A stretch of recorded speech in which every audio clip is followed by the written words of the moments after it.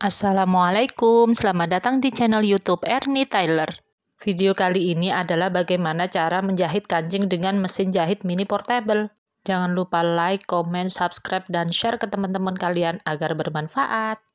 Pertama-tama, sebelum kita menjahit kancing dengan mesin jahit mini portable, kita lepas dulu ya sepatu mesin jahitnya. Cara melepas sepatu mesin jahit cukup dengan dipencet aja di bagian belakang tadi ya. Selanjutnya, kita menggunakan model jahitan nomor 8 ya. Kita putar dulu bagian ini ke angka 8. Nah, panahnya sudah lurus di angka 8. Lanjut, siapkan kain dan taruh kancing di bawah sepatu yang sudah terlepas tadi. Posisikan seperti ini ya. Jangan sampai jarumnya mengenai kancing ya, harus dipas lubangnya. Sebelum menginjak pedal atau fungsi otomatis, sebaiknya gerakkan dulu secara manual agar pas di lubangnya. Kalau tidak pas, nantinya akan membuat jarum pada mesin jahit patah. Sebenarnya ada juga sepatu yang digunakan untuk menjahit kancing pada mesin jahit mini portable.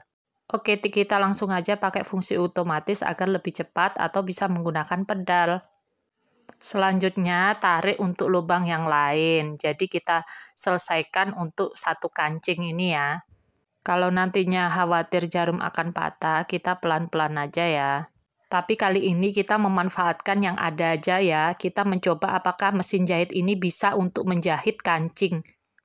Kalau secara langsung begini, ada kekurangan untuk membuat. Kalau langsung seperti ini, tanpa menggunakan sepatu khusus menjahit kancing, masih ada kekurangan karena untuk menjahit kancing yang ukuran lebih kecil dari ini agak kesulitan.